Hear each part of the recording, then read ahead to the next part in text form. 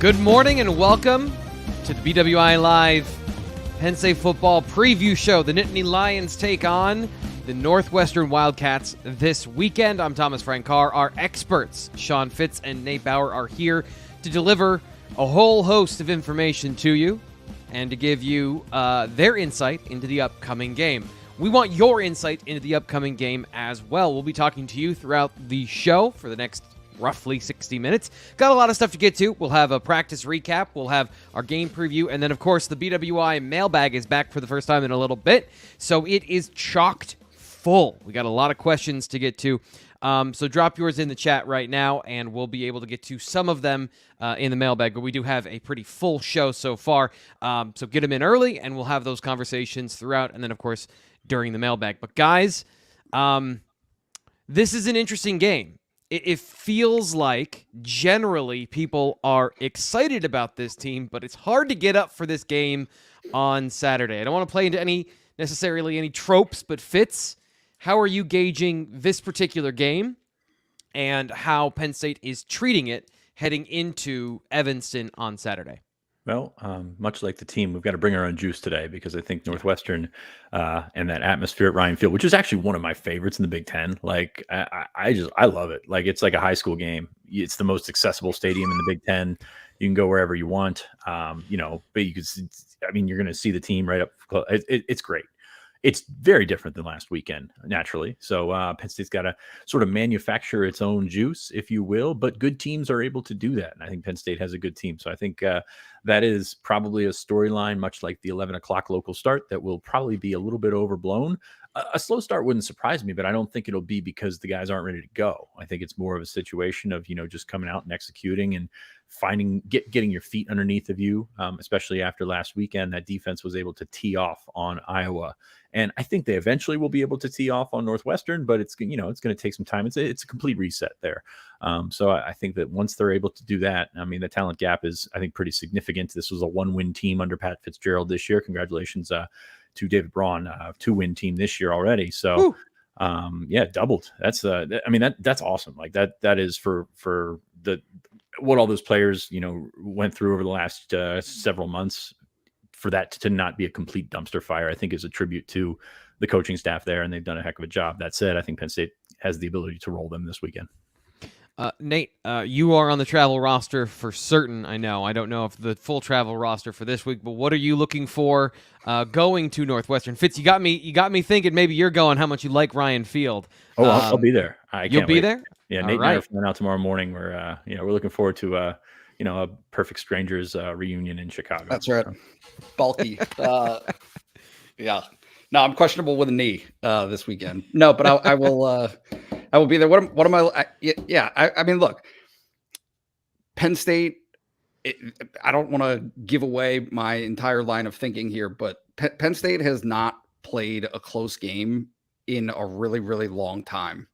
Right? Like they are beating people significantly this season and even dating back to last season, right? So outside of the losses, Penn State is winning since the Purdue game last year. Penn State is winning its games by 4 touchdowns, right?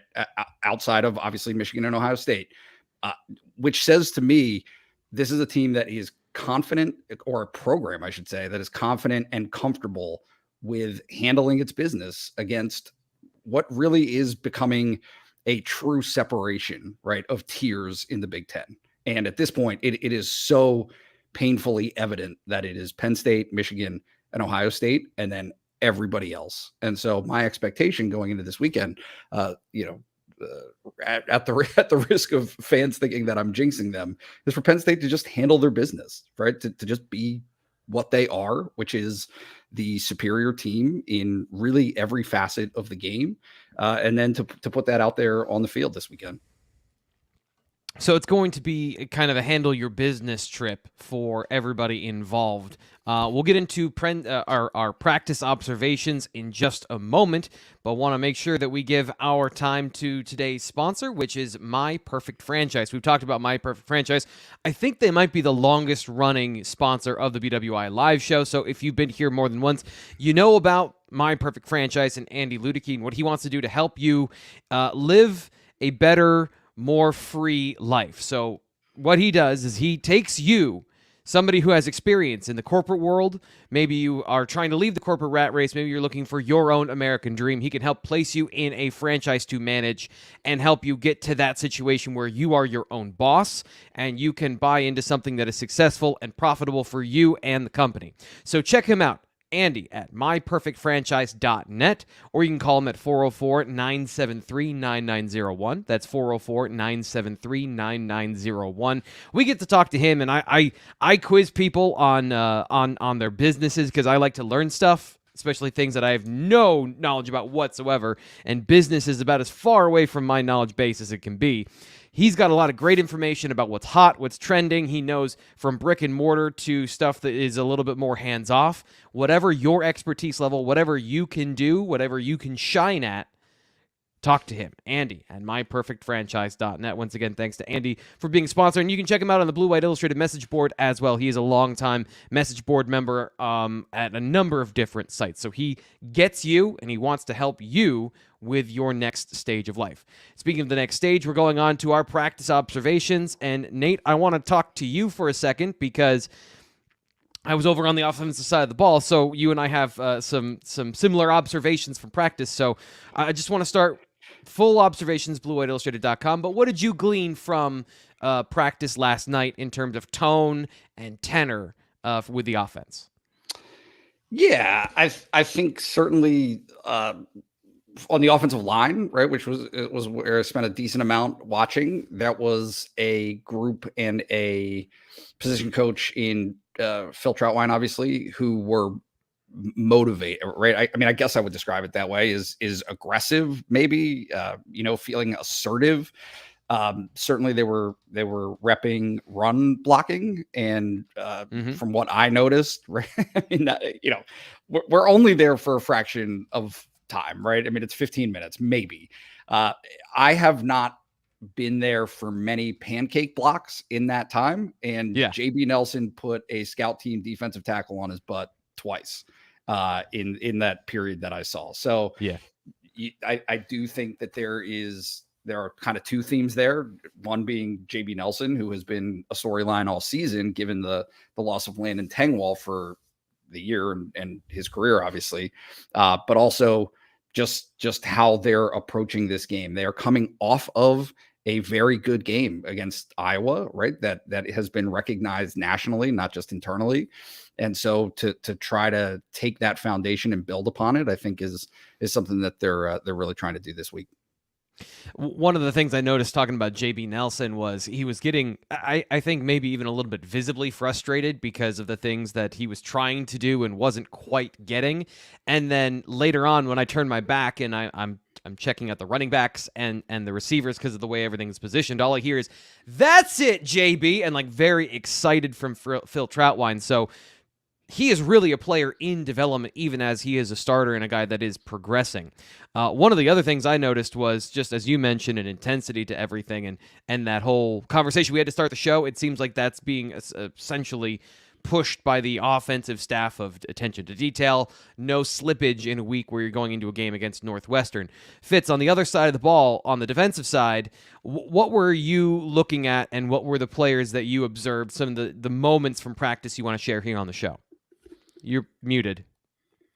Yes, I am. I think it's more in line with the general theme of this part of the season, in that Penn State starters played a limited amount of starts again, or a limited amount of reps against Iowa. So check that off your board. They're fairly fresh coming out of that game. This weekend could be similar. Next weekend they've got the bye week. Then they've got UMass.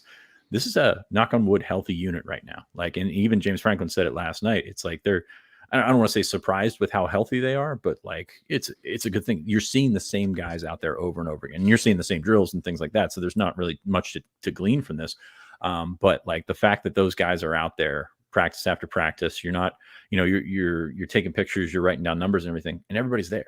And it sounds like an absolutely nothing observation, but to be that healthy a third of the way into the season is such a good thing. And again, I'm knocking on every piece of wood I've got in this thing, so don't blame me for any of this.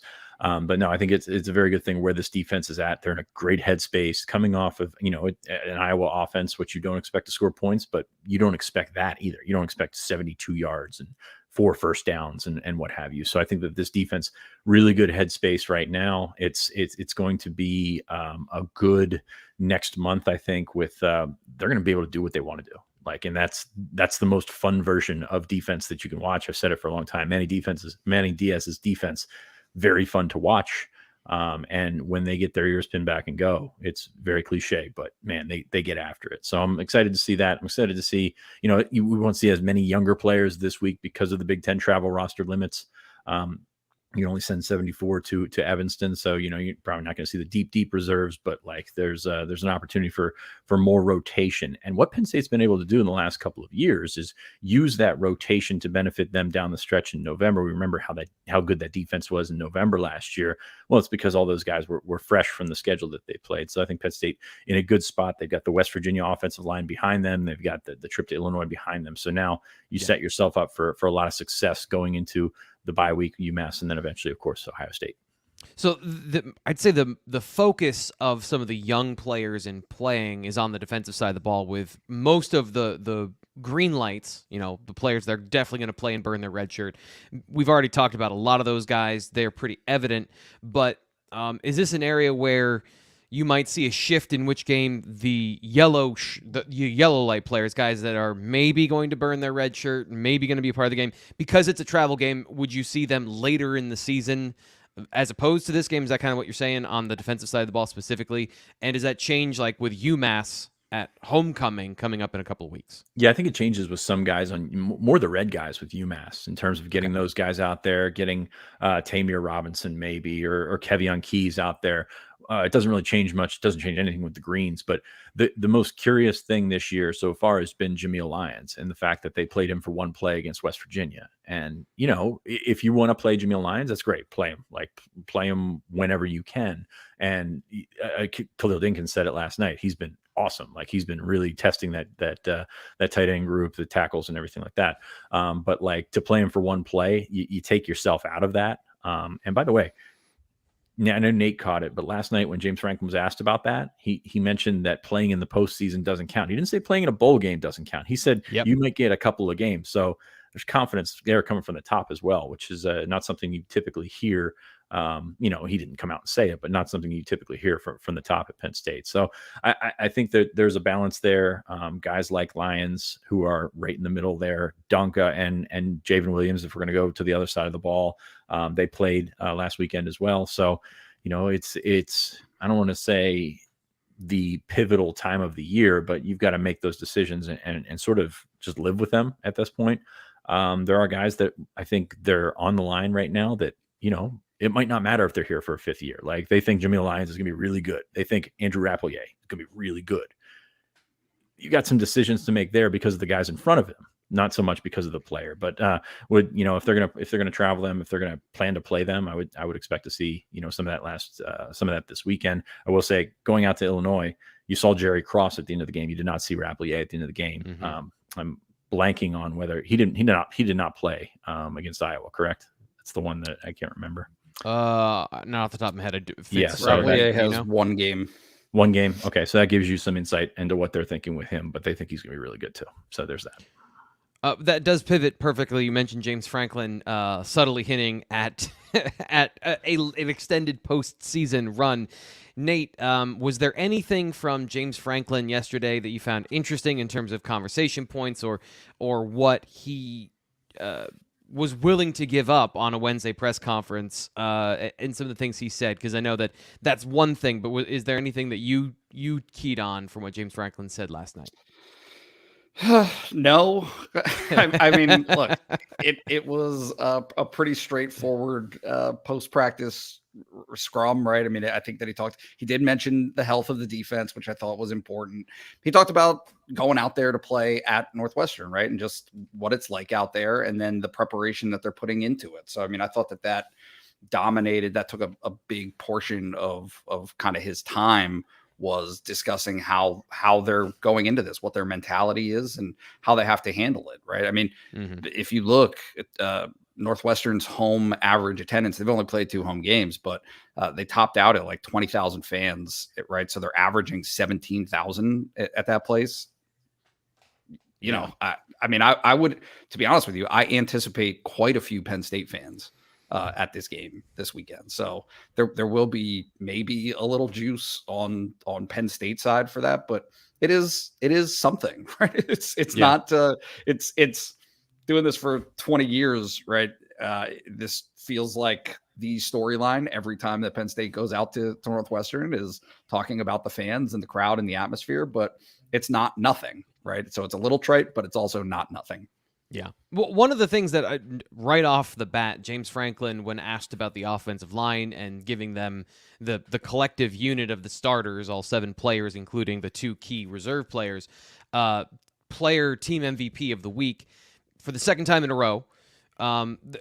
His response wasn't necessarily, yeah, they're playing great, et cetera, et cetera. It was, this is not a patty cake award. This is, we believe these guys played the best out of any of the players against Iowa. And there seems to be this continued drumbeat, Fitz, of, hey, the offensive line is actually good. And there is this continued disconnect between fans worrying about Michigan and Ohio State and what the offensive line has done so far. So are we getting closer to a reality alignment here, or is this just going to be the way it is until they play a significant name on the schedule?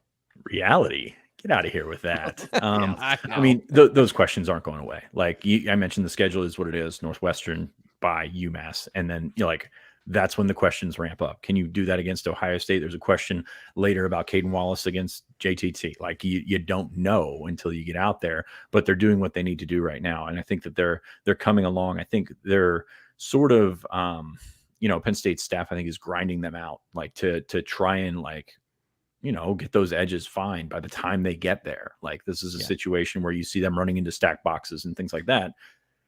They haven't come out and said it's with a purpose, but you have a tough time arguing otherwise. Like it better be for a purpose, I guess I would say. Yeah. I think that's where we're at with that. And you've seen continued improvement. You mentioned JB Nelson. Like JB Nelson's done some really good things. And also JB Nelson's looked like a first-time starter, and that's going to happen. He's going to have those moments where that happens. So it's about balancing it out. And I think that getting those guys on the same plane, Olu is so good. Hunter Norzad's played really well. Kaden has played pretty well. Like getting all those guys, Venga has come in and done some nice things, getting those guys on the same page to peak at the right time. And the right time is 3 weeks from now. Yeah, for sure. I want to follow up on this particular topic, and I apologize. The thread completely fell from my mind because I was thinking about what you were saying.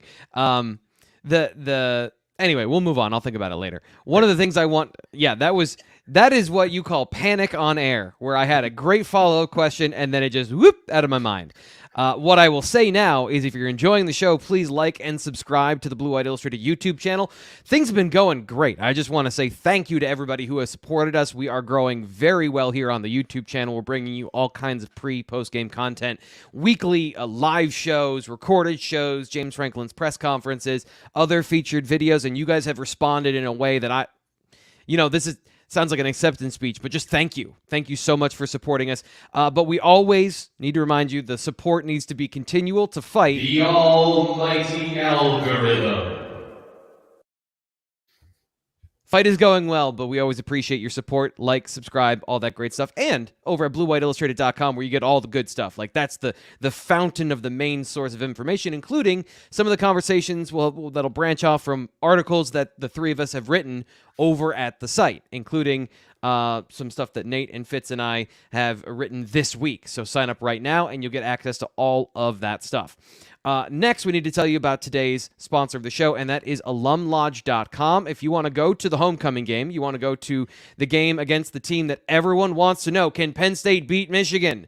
Well, find out for yourself in person, and you can stay in an elite facility. What you get to choose between all of these wonderful locations, including this wonderful place, the Village at Penn State. If you want to know where the swanky houses are, the places to be in State College, you can stay in Park Forest. You can stay in Bellefonte if you like a country retreat at a literal horse farm, or you can, as you see here, this lovely house and just 2.1 miles from the stadium. Alumlodge.com. Think of it as Airbnb, but just for Penn State fans. And more than that, they have a concierge mentality where they say, hey, what do you want the house the temperature? What is a food you want stocked in the fridge? Do you want directions? Do you want suggestions of places to go? In-state college. You can check all that stuff out at alumlodge.com, and I would suggest that you get over there right now, because I've used the site a couple of times to see, like, hey, what's open? And you can see, like, on the booking screen right there, you need to check it out now, because there are not a lot of availabilities left, and it's an awesome way to experience Happy Valley, because you can live like a townie while you're here watching the game. So check them out again, alumlaunch.com, and use the promo code BWI to get 10% off your booking. That's a big deal. 10% off a weekend stay in State College just by using the promo code BWI. Tell them that the BWI Live Show sent you here to alumlodge.com. Thanks again to Alum Lodge for being part of the show. Now let's get into what I'm excited for, is to hear what you guys have to say about the Penn State Northwestern game coming up this weekend. We're going to get into the preview of what our guys that are going to be at the stadium think about this game. So Fitz, lead us off, unmute yourself, and let's have a conversation about what you're seeing from Northwestern and what James Franklin calls the best passing quarterback that they have seen so far. Is that an important detail to you in this game? Go back on the schedule and look at who they faced as passing quarterbacks. Yeah. I mean, I did it yesterday, and I think the secondary is very good. They have not been tested whatsoever so far by a passing quarterback, and I think that's really, double-edged sword, backhanded compliment, if you will. So, like, they're going to face better passing quarterbacks. They don't face a ton in the Big Ten, I think so. I look at this and go defensively and see what Northwestern offers defensively. The 12th best overall defense in the Big Ten, the 14th and last defense against the run in the Big Ten. Like, that spells trouble right there. Like, Penn State has been close at times this year in terms of breaking one, and I think those holes just going to be a little bit bigger. And you mentioned in your film piece about safeties filling and how that it gives an opportunity for Penn State if they get to the second level. They get past that first wave, they don't go down. They've got some green in front of them, and I think they're going to have an opportunity to run the football this weekend. But I mean, you look at the matchups, and I think they favor Penn State overwhelmingly. Like, sometimes you find a team that does something a little bit different that maybe makes up for that. You found Newton against Illinois blew up some things. Northwestern, I don't believe, has a Newton. Like, they don't have a guy that's close to that level. So yeah. You've got some good athletes out there. You got some good schemes and things like that. But I think with the talent gap being as what it is, Penn State's going to have a lot of advantages in this game. Yeah, and Joe Evans, by the way, you talk about guys that blew things up. He was a guy that was a major factor in some of the run game against Iowa. And in this game, what you're looking for guys like that, I think you make a great point. Nate, what are you looking for from the Penn State offense? And you mentioned, we've talked about the running game. Is this where we see a complete effort from Penn State in terms of the explosive plays, the consistency, smash mouth football, which reminds me of my question from earlier, which we'll get to because it fits in perfectly here.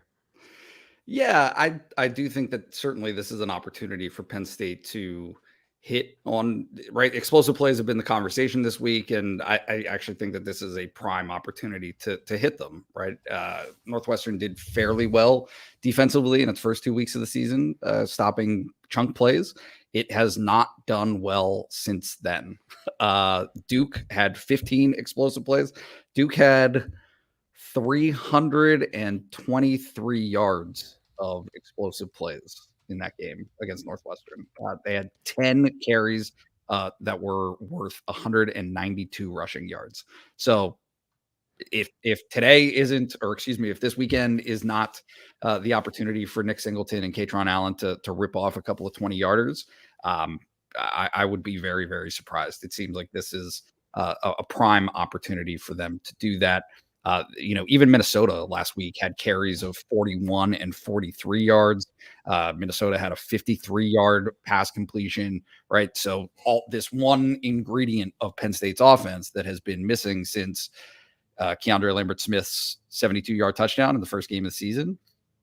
Yeah, there should be an opportunity there for Penn State to take advantage and show its explosiveness, show its playmaking, show its ability to do that. And for what it's worth, I think that Penn State's mentality for this one might skew opposite of the conservative side, right? Mm-hmm. There's no right. You can foresee getting locked into as James Franklin said, a grinded out game against Iowa, a grinded out game against Illinois. I don't see the parameters where that would happen against Northwestern. I mean, I guess Northwestern could go crazy, but yeah. I mean, it does seem like a situation that would be ripe to take some risks and to take a couple, to be a little more free flowing with the offense and how they present themselves. I think it's a great point. You look at a West Virginia team that wanted to grind. You look at the Illinois and the Iowa games. It's set up early where Penn State was going to have to play a certain style. Fitz, this is where I'm curious from a football perspective. If you're a head coach, James Franklin talked about balance earlier this week and saying that it's not run 50 times and pass 50 times. It is how do we win, and can we win in any way? Do we have the personnel and the mentality to grind it out or to win with explosive plays in a high-flying game? Which one do you think is harder for a team to learn and for specifically this Penn State team to learn to do? Because we've seen a little bit of one thing historically from the Nittany Lions. Got you on mute again.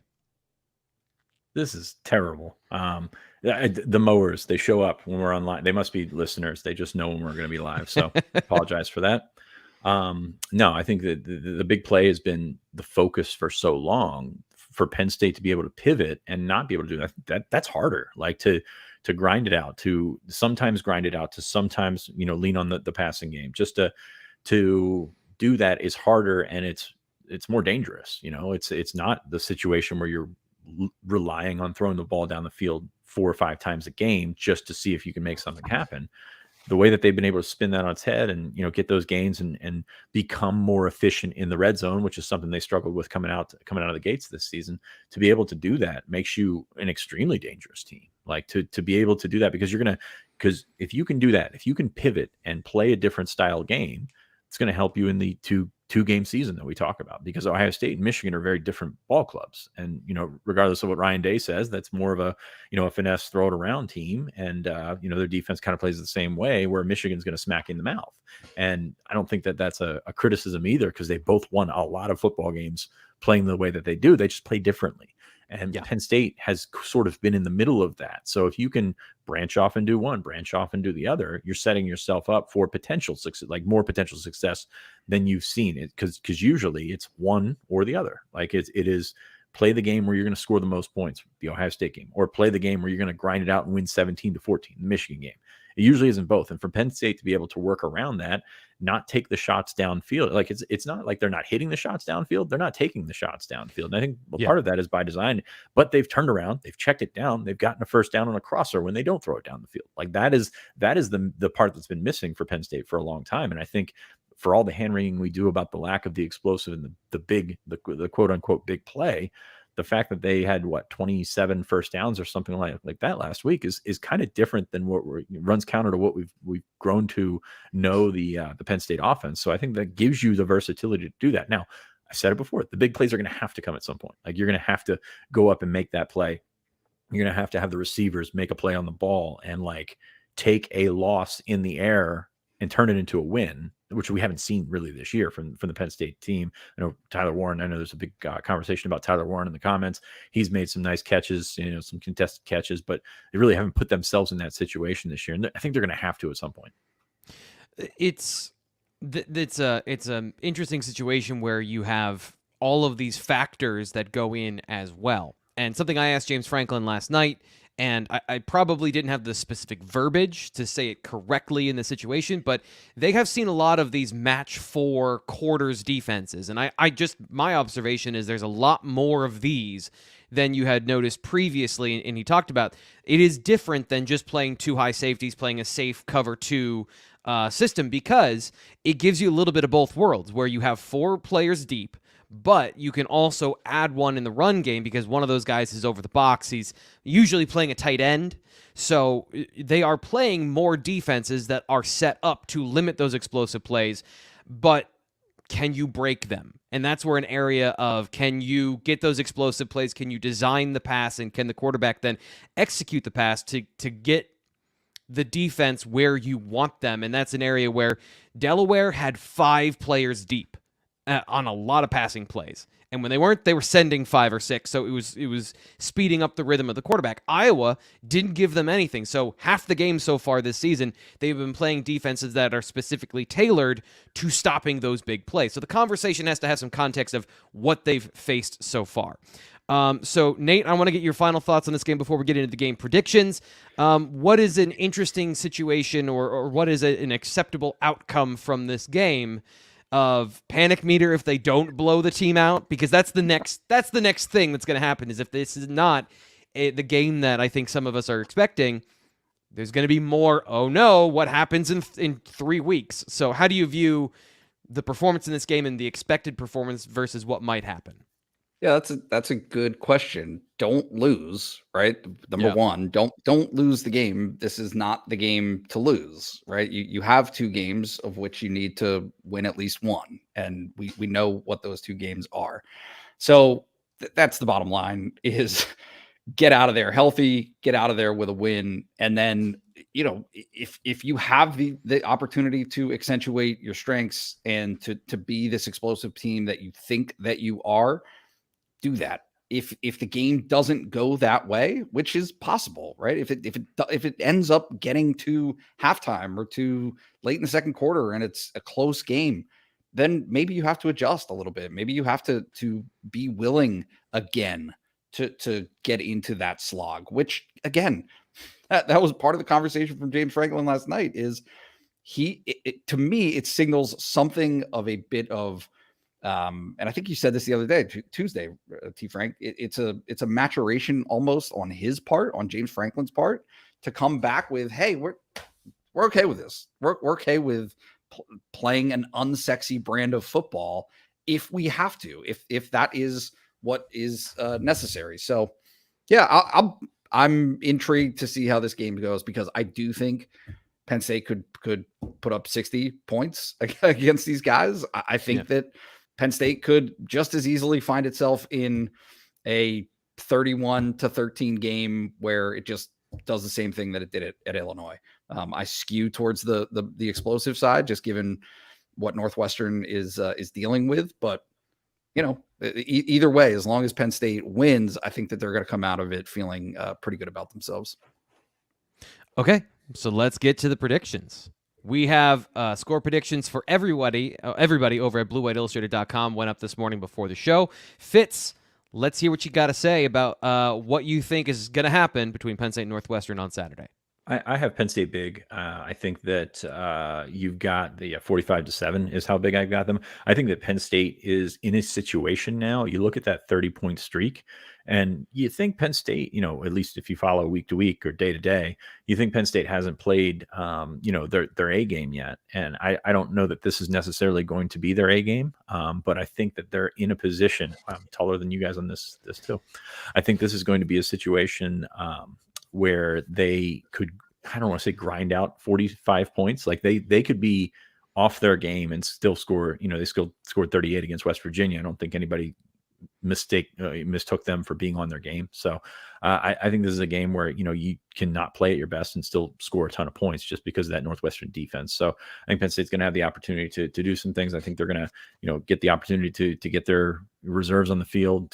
I think they're going to be playing reserves on defense not from the start, but like early in the game when Penn State coaches against teams that they think they are much better than, like they will rotate those backup linebackers in there. They will rotate safeties and corners and defensive line. They'll rotate all those guys through to keep those guys fresh. And then if they get their backs against the wall a little bit, they'll tighten up. But I think they're gonna do that on Saturday. I think this is the much better team, and we're gonna see what happens. I mean, it's obviously a lazy atmosphere at Ryan Field. Again, one of the cooler atmospheres, I think, in the Big Ten, one of the more unique, I'll say that, atmospheres in the Big Ten. So you're going to have to figure out a way to put that foot on the gas. But I think the big playability is there, and I think we're finally going to see it this weekend.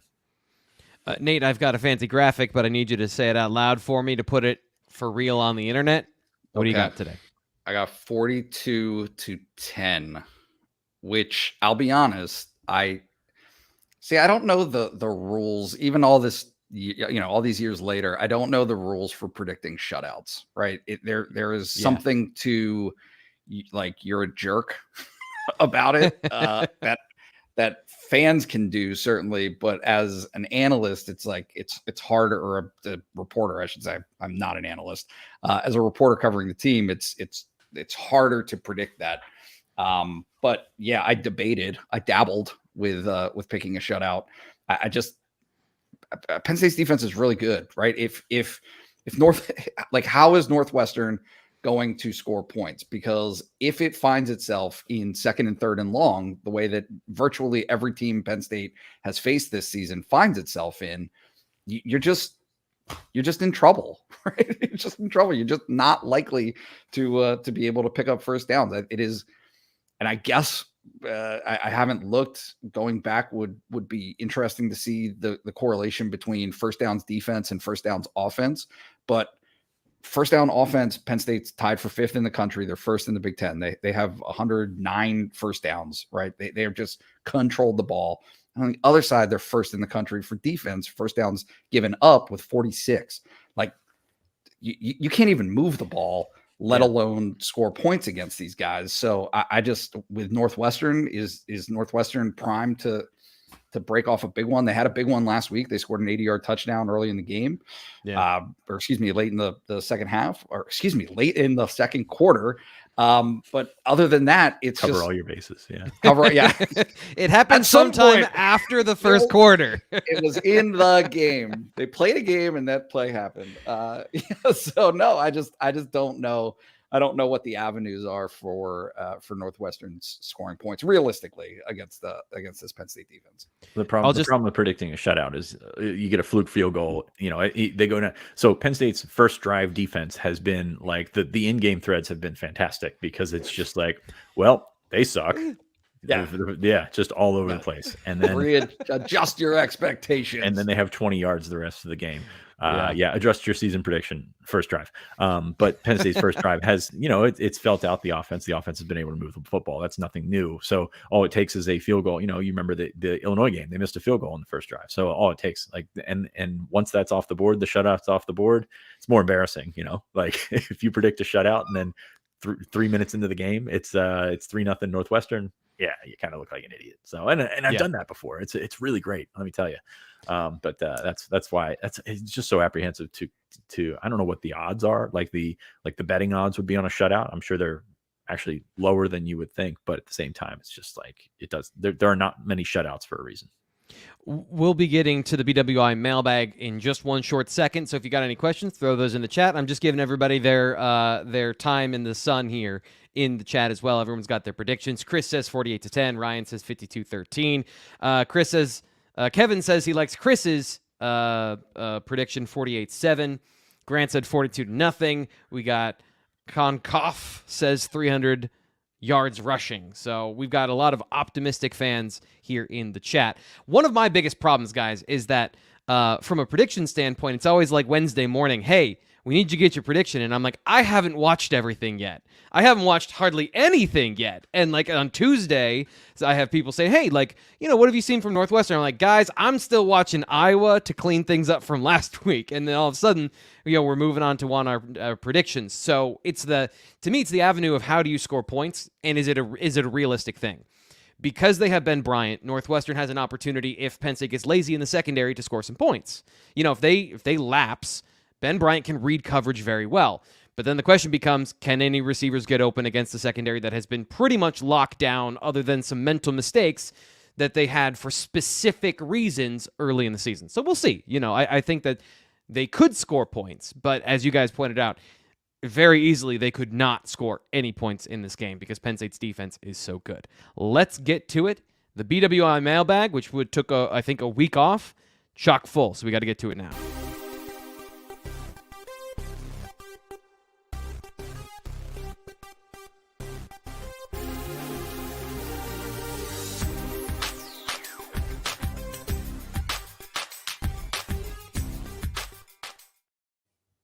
The first thing I want to do today in the mailbag is, we have a Wednesday show with here on the YouTube channel. It is our one non-live show of the week where it's pre-recorded. It's a syndicated radio broadcast from Keystone Sports Network, which we air here on the YouTube show. And sometimes people donate to the channel, so I just wanted to thank Pete Anthon here on the show specifically.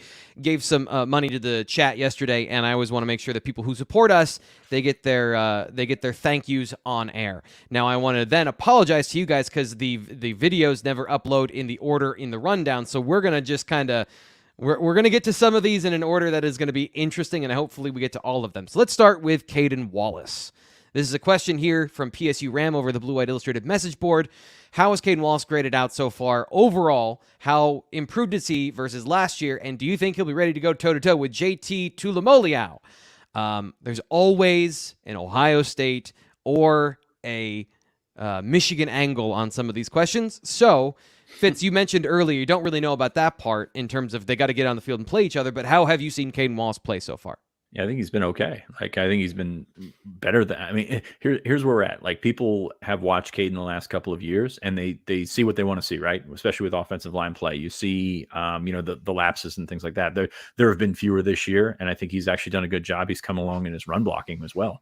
Yep. So I think he's I don't want to say a very improved player. He's definitely an improved player. Like, he has done what we thought that he might based on the preseason feedback, where he came in and he beat out Drew Shelton pretty decidedly for that right tackle spot in the spring, and then parlayed that over. So I think he's playing like a guy that's going to get drafted. Like, it'll be a late draft pick, but he's playing like a guy that's going to get drafted right now. So I went back specifically to the Iowa game because Joe Evans was probably the best actual pass rushing threat that he's faced so far this year. A couple of things that I found specifically was that they, on certain downs and distances, they gave him some help where they chipped and they had running back run through the rush lane, and that helped out a little bit. But as you mentioned, he's genuinely better. Concrete, better run blocker this year. Mm-hmm. But there's also some context to this as well. Drew Aller's a different quarterback. The offense has been different this year. The time to throw has been much shorter, so he's not having to block for 3 full seconds on a regular basis on these deep dropbacks. That's the good part. Drew Aller also likes to drift to his right. So it looks like Kaden Wallace is giving up a pressure, but really you would say the quarterback is drifting into that pressure against the leverage of the tackle, making it seem like it's like, oh, okay, here we go again, Kaden Wallace. But you have to have some context for the situation he's in. And that's really, to me, I think that you put it all into context. He has given up 4 pressures so far this year, according to PFF. He's been a very good run blocker, so you've set up a better situation for him to succeed. And then the question becomes, can you do that against JT Tuimoloau? Can you keep your offense on schedule where you aren't exposing Aller to big hits because you're going 3rd and 8 and have to, a full progression, middle of the field, 15-yard deep in, like what are you doing in that game? So if they can protect him from those situations, I think he can be exactly what Fitz said, is a draftable tackle.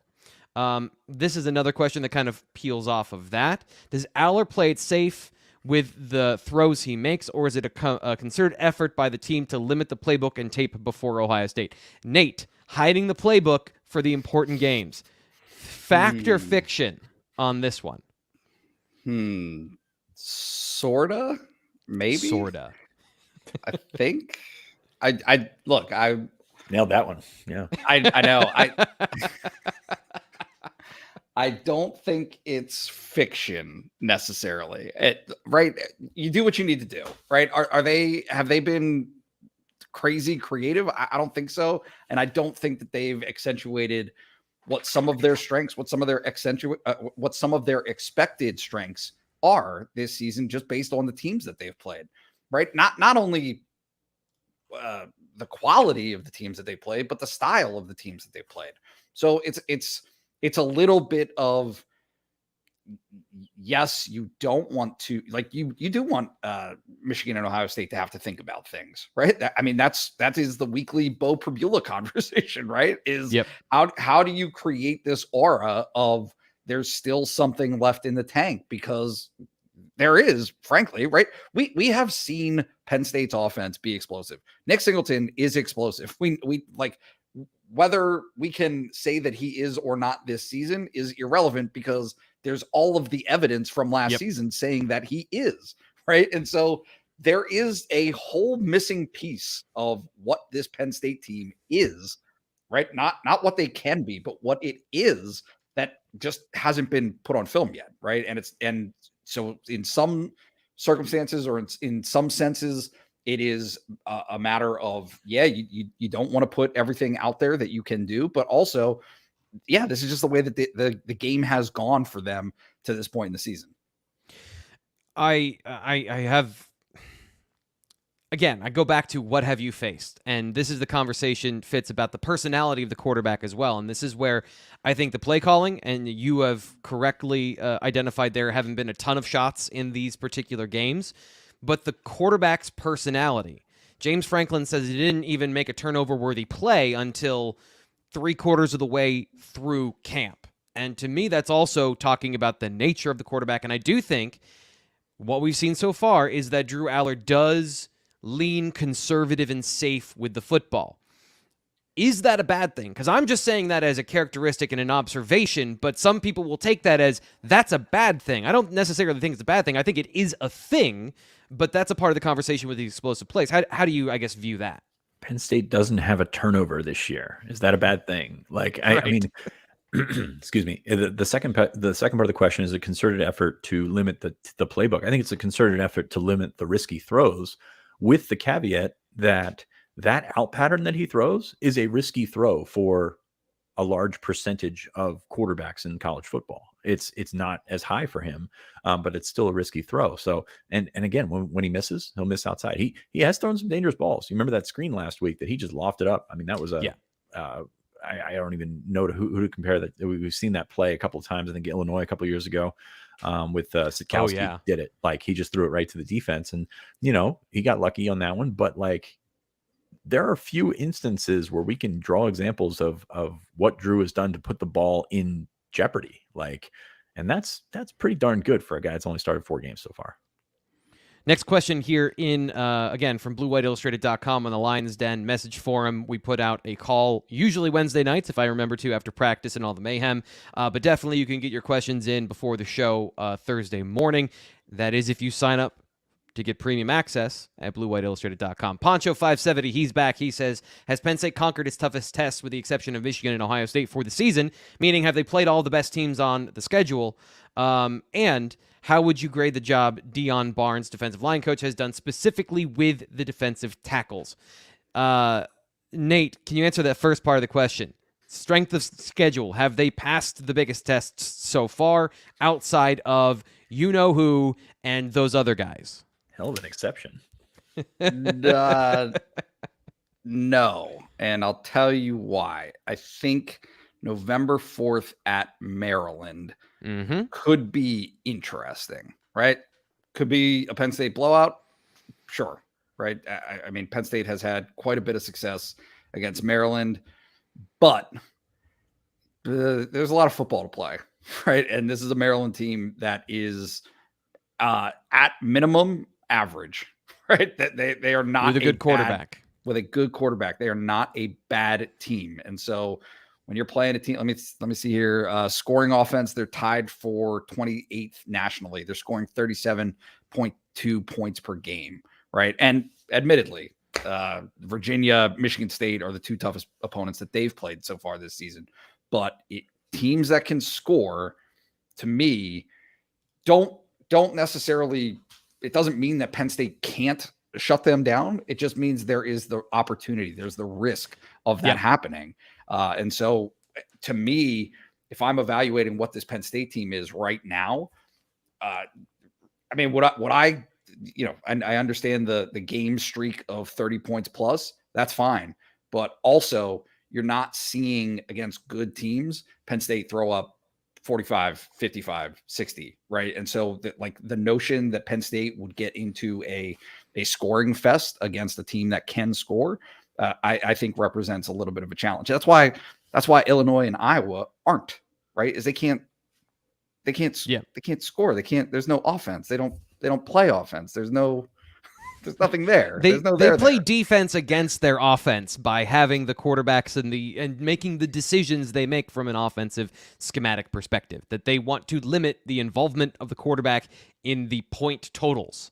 So you can't. I agree with you 100% about that. Fitz, on the second part of that question, how would you evaluate how the defensive tackles have done and how Deion Barnes has coached that unit? And also Torrance Brown. I think he should get a shout out here in this conversation as well. Yeah, Torrance has been the guy working with the defensive tackles when we've been in practice, so he's definitely had a hand in this, and they've come along. I think adding Keziah Izzard to that mix has made a world of difference. Like, I think that Vandenberg, for all the physical traits and stuff that he has, he just does not bring the same. I don't want to say football acumen, but he does not bring the same presence as Keziah Izzard in the middle. I think Hakeem Beeman's done a really good job, a really underrated job, because that's not a stat position, and he's done a nice job of setting some things up. Zane Durant has done some nice things. I hesitate to jump too far ahead of it. Like I kind of said in the preseason, I thought they'd be fine, and I think they're fine to okay. Like, I don't know where that is on the scale, but I think they're where they need to be. But it does not matter until you play Ohio State, Michigan, like, essentially. So I think they've done a nice job. I think they've found themselves. I think they're playing off each other very well. To have a team that has an offense or an offensive reputation, at least like Iowa, who's not going to score points, but they might try and pound you. Like, they've done a nice job responding to that. So I think they've done a pretty good job in that sense. But until, it's an incomplete until they play those two teams, like most positions out there, but especially defensive tackle after what we saw from Michigan last year. Going back to the first part of the question, like, I mean, you've got, toughest test is kind of irrelevant. Like, West Virginia is behind you. That's the second or third best offensive line you're going to see. Illinois has got a top 15 draft pick in Newton. You're going to see some of those guys on the good teams you play, but that's behind you. I agree with Nate in that Maryland is going to be a test. Maryland's got a lot of football to play before then too, and they're not a team. So injuries, I think, might be a factor by the time you get there. So you don't, that evaluation that Nate made today might be very different come November for Maryland, but we're going to see. But that is a team with a quarterback, and there's only a couple of them on the roster, or excuse me, on the schedule. There's only a couple of them on the schedule this year. So I think that's certainly a tester. But like I said, those two teams, they're the exception for a reason. Those are the ones that you're not judging your season up based off of West Virginia, Illinois, Iowa, Maryland. You're judging your season based off of Ohio State, Michigan. And until we get there, that's the big question. You just embody the spirit of Joel Klatt. That was from his everything is gauged against those two teams. But you're right. That is ultimately, when you're talking about the schedule and specifically those things, that is absolutely the right point there. I want to come back to you with this question, which from CJ Ruger asks, how does the staff deal with or evaluate players injured during or ineligible for their senior year? How this has been with NIL and transferring and all these things. I know that we've had this conversation a couple of times with players. So how are they evaluating those players that have these situations? Yeah, you just got to stick with them. Like, that's kind of how Penn State's handled their business in the past. There have been times when there have been guys that haven't been up to snuff, and they've kind of had the tough conversation with them, and those guys have found their own ways out. But most of the time, when you've got Kari Jackson's injured right now. He's not. I don't know if he's going to play this year or not. Corey Smith is injured this year. T.A. Cunningham is out this year. He's going to have surgery as well. So you've got at least three guys. I'm not even sure if there's any more to that, but basically you've got to be supportive. You got to stick with them and go with it. Like, it's unfortunate, absolutely, but they had Corey Smith in camp. They kind of know what they're getting with Kari Jackson as a middle linebacker. So. Mm-hmm. These will be ongoing conversations. I don't think the change of NIL and all this stuff really changes much with your injuries. And it also kind of depends what injury you're dealing with.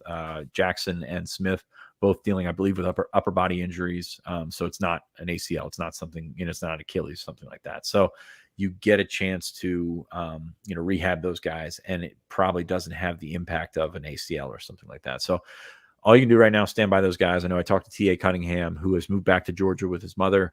I don't know if he's on the Grayson roster or not, but he's not going to play this year. But he says, hey, Penn State knows all about this. They've been supportive.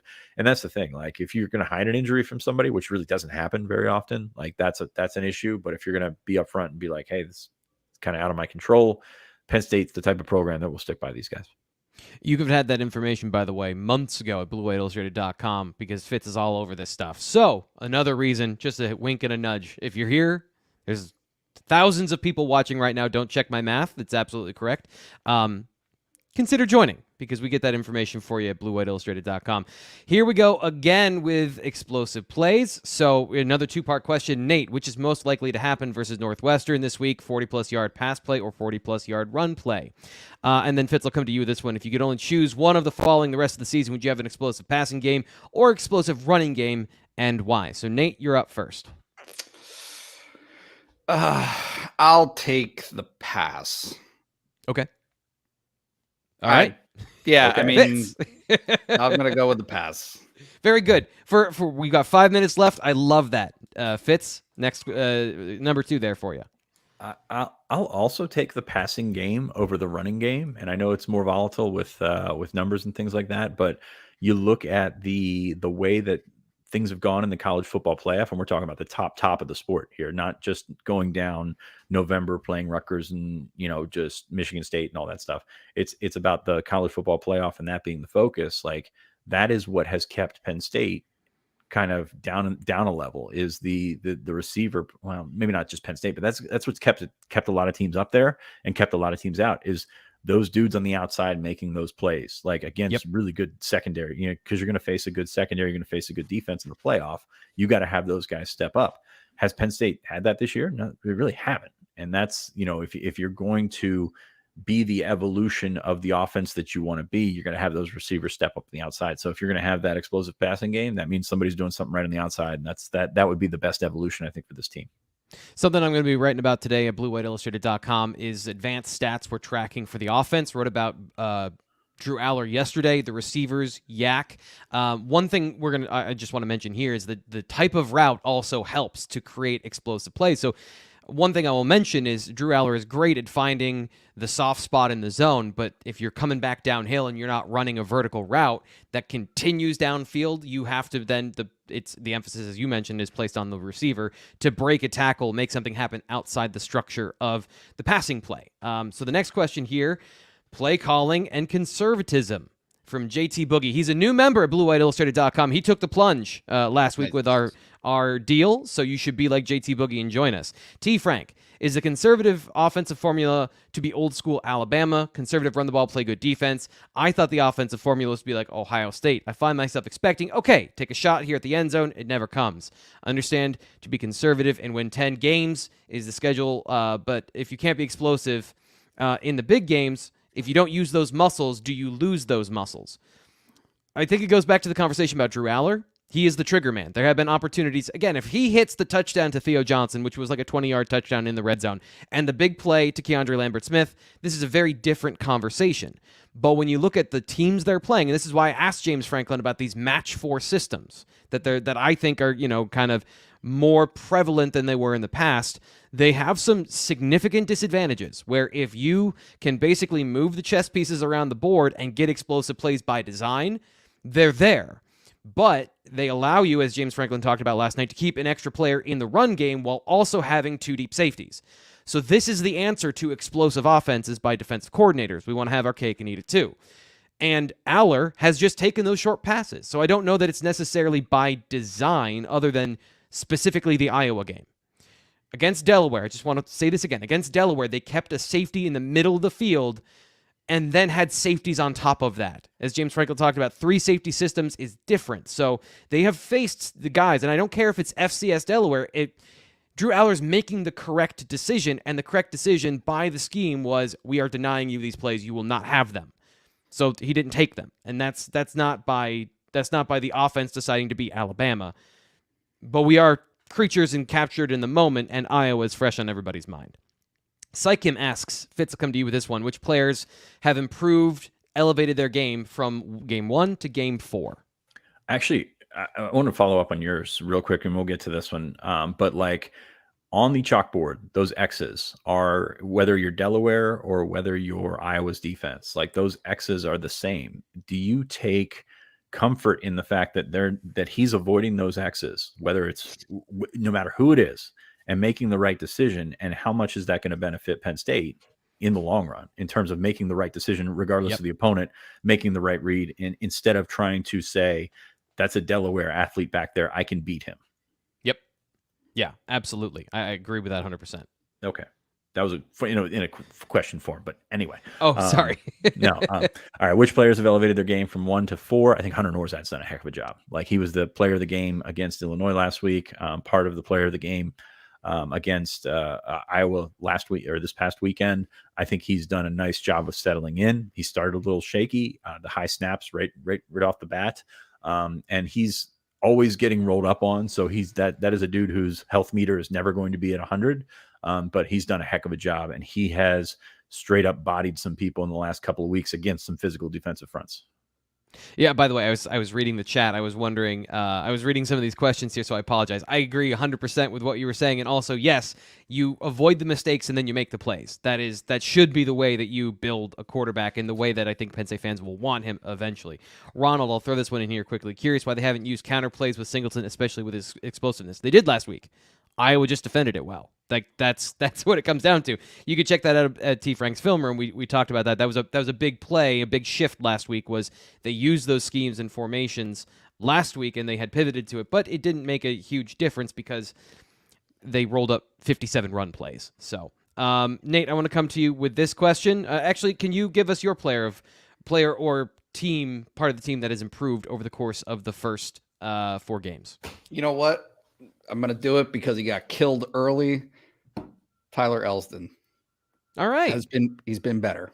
He's been better, right? For getting crushed in the first week and some of the things that were being said about him, I think, relax, chill out. He played well against Iowa. A downhill team, that's his style. Like, yep. Moving east to west, there's some issues there, but downhill team. I'm really throwing well. some red meat into the water there. Oh, you want some red meat? I'm gonna throw a bomb here. Echo, as the name says, stop making excuses for them. We are an explosive play team forever. Don't accept this dink and dunk football style. I want bombs and long runs. It's how do you react to that, guys? Like, in terms of the pushback of, I don't care, get explosive plays, because that is where you ultimately need to be. I think he's kind of right. Yeah. I mean, I do think bombs too. Yeah. Here's the one thing that Franklin brought up this week that is not getting enough airtime is receivers making plays at the line of scrimmage, right? Think about Parker Washington's touchdown against Ohio State last year, right? That was a 6-yard pass that he turned into 60. Think about Keandre Lambert-Smith, his touchdown. Now it's a couple of years ago, but one of his long, 72-yard touchdown, I think, against Villanova, that was caught within 10 yards of the line of scrimmage.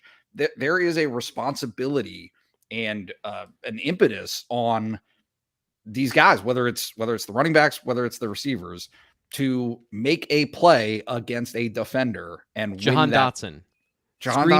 Screen game in 2021 was all about Jahan Dotson making people miss and getting 20 yards after the catch. So that has to happen. Right? And that has not happened so far this season. There is a reason why it's not happening on the mass, right? In mass, in terms of having tons of explosive plays. That's fine, because you're not going to make those one-on-one misses happen all the time. But you got to make them happen sometimes. And so far this season, it hasn't happened. You guys are writing my article for me, by the way, for later today. Yeah. The last question here for the show. Thank you guys for staying a little extra longer. Always appreciate your time.